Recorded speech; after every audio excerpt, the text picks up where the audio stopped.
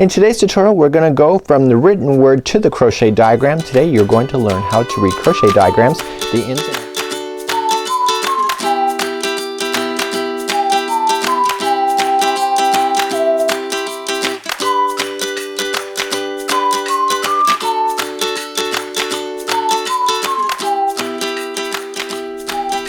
Now, as I've already mentioned, I prefer a crochet diagram over written instructions any day. I'm telling you, it's a lot easier for me to follow. I'm not sure if it's because I'm a guy or just because, you know, us guys don't know how to read instructions at all. We prefer maps. I don't know. But then, you know, you've seen some of us drive and we get lost anyway. But when I was a kid, you know, when I was 14, reading all these instructions when you are not that skilled in reading and you don't read it properly, so you miss the commas, the periods and whatever, you just, you know, you get really overwhelmed. And a lot of people that struggle to read patterns, that is what's happening. So the crochet diagrams come along and they simplify it by showing you a roadmap on what is happening with all the stitch work. Now this is a much easier idea for me to follow. It's just a matter of being able to know where to start, what is going on in the project, and key element tips to look for.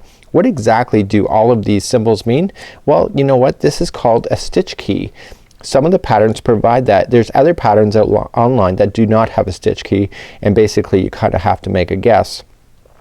The stitch key tells you everything that is going on within this particular pattern. So we see that the oval shapes here are chains, and the period is a slip stitch, the single crochet is like a cross, and then the double crochet is basically a cross that is much bigger, but then there's a line on top. Now when it comes to all of the single crochet, double crochet, half double, trebles, and etc., these symbols all change just slightly. But you should be good to know that the Craft Council of America, the Craft Yarn Council, they have come up with a standardized abbreviation. So any new patterns basically, and new designers and etc., they're following a guideline of what we're to use when it comes to any of these stitch diagrams. So you can see here, in the old days the X was actually a single crochet, but today it's now a plus sign or a cross. And so then you have the half double crochet. So half double crochet, basically it is a cross, but then what's happened is that middle line is moved up to the top. Okay? So then double crochet is the cross. We have the one on top to represent the half double crochet, but then we have a T in the middle of it, so we have like a line right in the middle of the T.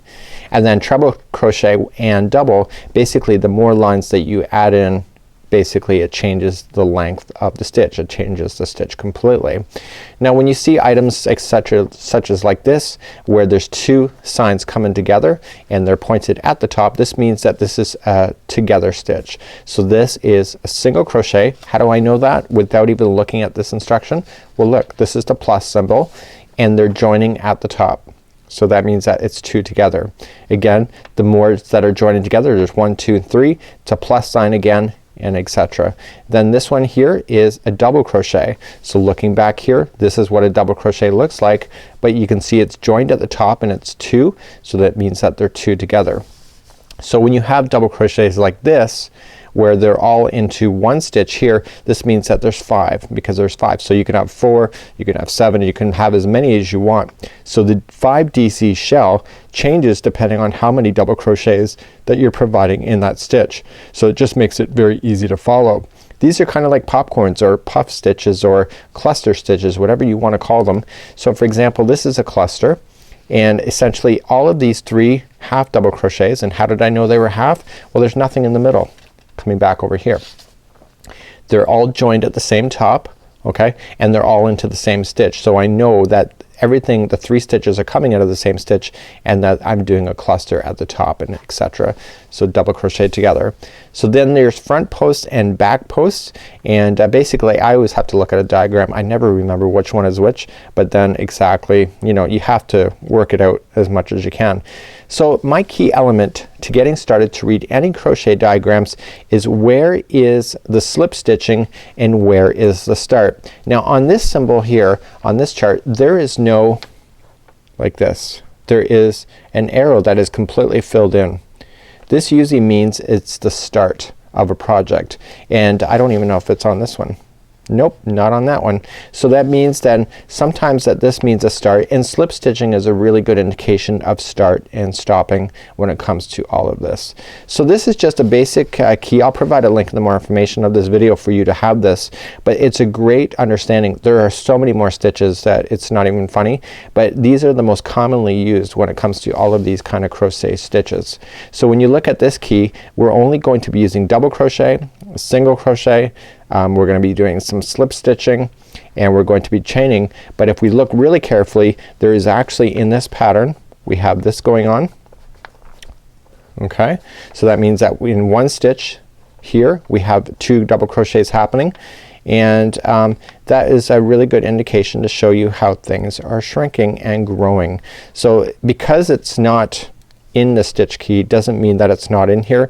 You just have to look at it when you're going along to be able to find that. So let's dive a little more into this particular project.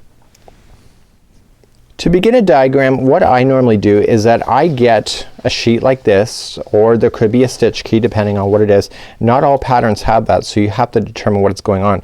The chart reading is like a standard thing across the world regardless of what language you're using. Now there are some other charts that are available, and I did print off something else to show you, and it's actually more of a different thing like this, and there is no stitch key at all. So how do we know what things there are? We have to actually just kind of trust in ourselves. You can see X's going on, so this is probably a pretty old pattern instead of a plus sign. But what we have to determine is where do you start when it comes to this. Hey, there's that arrow that I was talking about, so you can see it's on this. So what we have to determine is that where are we starting on a project. And so you can see that even though this rug is all the way around, why is all the instructions missing from here that way and from here that way? It's because it's the same. So what they have done on here is that they've shown you how to get started on this whole interior.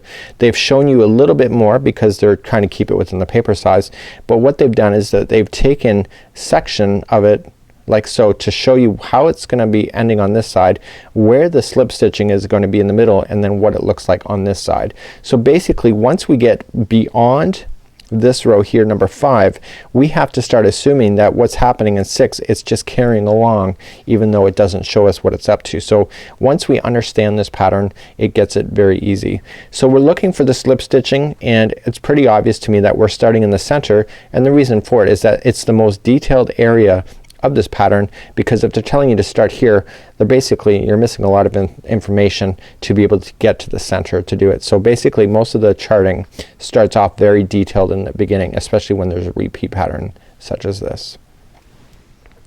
So when I look at a pattern like this, I'm looking at how complicated do I really want to get with these patterns? Do I really want to do a lot of fancy stitch work? Can you physically see what this is going to be like even if you didn't have a picture of the actual finished project? It's kind of interesting. Daniel and I were discussing this morning about music. He knows how to read music. I don't. When he reads music, he hears the melody. When I see this, I see the pattern. So basically I'm just kind of visualizing everything I want to do and my goals and how detailed I want to go. So I'm looking for clues on what is the same. So I'm just looking at different areas, and I want to show you some common elements, because once you understand and you can see the common elements going on, then basically charts like this become very, very easy to read. So let's decipher this chart together. So I've already determined, and I told you that we're actually starting into the middle just like so, and even if there's no written instructions, I can still figure out what's going on here because I can count. We know that the oval is a chain. Okay, we have our stitch diagram available to you, so we know that ovals are that. So if we're going to start off, how do we know? We're just going to count the number of ovals. 1, 2, 3, 4, 5, and 6. So when I go to do the starting chain, I just chain 6, and then the period means slip stitch like so. So I know that I can chain 6, make the slip stitch to form the center ring. So now all I'm just going to do is that I'm going to follow this chart. So when I go up and I'm going to count up, I'm gonna go 1, 2, 3. Hey, there's 3 chains, but look how this chain is extending this way. And what is happening here is that you see this slip stitch? This tells me that when I get back all the way around, I'm going to stop. Okay, so I'm looking for the slip stitch to tell me which direction that I should be going into. So when I look at the rules of double crochet, chaining 3 always equals a double crochet when we're doing that. So you can see that I have double crochet, double crochet, double crochet all the way around except for here. So this means that my chain 3 is a double crochet in the rules and chaining of 2. So in actual fact, once I get from slip stitching, I'm gonna chain 5. So you got 1, 2, 3, 4, 5, and I'm just going to double crochet back into the center of this ring. This does not mean into the stitch, it could mean into the center, and again this is where you have creative flexibility, and then chain 2 because the ovals mean chain, and then back in, and you can see that it's consistent. It's the same thing all the way around. When you get all the way around, you're going to chain 2, and it says slip stitch in the instructions, but if you don't have that, you look to where it is. So you're just going to count 3 chains up from when you started, and that's where you're going to slip stitch to finish that round. Now in some diagrams they have different colors depending on the round, and it just makes it a lot easier to follow. Not everybody's like that, so that's a luxury if you do get that especially in my patterns if I do one myself. So we've slip stitched here. Okay, so now we're looking here, and do you see this one? This is a small blue period. This is another slip stitch. So what we're going to do in round 2 is that we're going to slip stitch to this gapping space here, and then we're going to chain our 3 and then continue to rotate this way. Okay, so we're gonna go that way, and so again we're gonna rotate around the same way every time. So this time we're chaining up 3, we're double crocheting into this gapping space, you can see that there, and then we chain 2, and into the next gapping space we're going to double crochet twice, chain 2, double crochet twice, and you continually do that all the way around, finishing off with the chain 2, and then we slip stitch to end us here. So this is pretty well the starting of the next row, is pretty well the starting of when it starts to make these little indentations on both sides of the actual leaf when it's growing out, and we'll cover that next. So once we get up to level 3 here, what we're going to do is that we are slip stitching, but see how we slip stitched here and we went into the gapping space? Well, it doesn't show us to do that because there is no gapping space this time.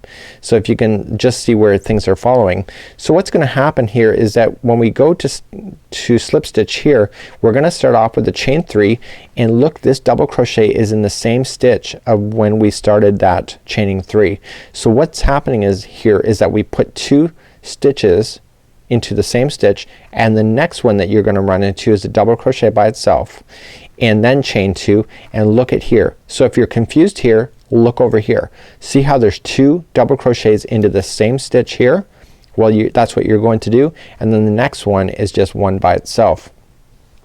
Now this continues to do the same pattern. So if you just look around and say, hey, you know what, it's the same every time. So every time I go to skip this gapping, I'm always gonna put 2 into the first one, 1 into the next, chain 2, and same with going all the way around. So it's just a really easy way to be able to see where the similarities are, and when you come back it's the same thing. So you got your 2 into the first one here, you got your 1, and then chain 2, and then slip stitch. But the game plan physically changes on round number 4. So even if the number 4 wasn't there, it wouldn't matter because you can still follow this along. So in round number 4, what's gonna happen is that we're gonna do exactly what we did in number 3. We're gonna chain up 3, and then we're gonna put a double crochet into the same stitch. So that means that 2 is going into this beginning one. This one here, there's only 1 double crochet, so just follow it down. You can see 1 double crochet into that second one, and look what we're gonna do now. Every time you end up on the end of the row below, so there's a group of 3 here, every time you end up on the end, you'll end up with 2 double crochets going on top. Then you're going to chain 2 and make your way around. So what we're going to do then is that you look to the next one. It says, you know what, next, every time I skip a gap space of chaining 2, the first one is always gonna get 2 double crochets, there's gonna be 1, and then the last one is always gonna be 2, and you continually do that all the way around. You were looking for signs like that as you're rotating. So basically every time you get all the way back around, all the way up and all the way up here, you can see that you're always having 2 into the first and always 2 into the end. So you can either physically count these stitches, or you can trust in your work and say, okay, you know, I've just chained my 2, I've just got over a gap, I'm gonna put in my 2, I'm going to double crochet everything in between except for the last one, I'm gonna put 2, and then I'm gonna do a gapping space, and then I'm gonna do the same thing. So you can see that from here number 4 all the way to number 10 is that there's a similarity happening. Okay, so you can see that that's what you're doing, and this is happening every time in every row. So this is why they don't need to give you the rest of the diagram, because basically they're showing you here how to start. They're showing you, hey, this is a repeat pattern of what you already know, and you can continually do that all the way around. So the game plan changes in round number 11 when we start adding these gapping spaces, and almost this looks like kind of like granny squares by the time you're ending up done with your project. And so essentially what's going to happen here is after round number 10 we are going to slip stitch over one, and what we're going to do is that we're going to keep slip stitching over one extra so that we have the narrow piece coming, so it's going to get smaller. But look what's happening over here on number 11. See, on number 10 we never did anything in that stitch there.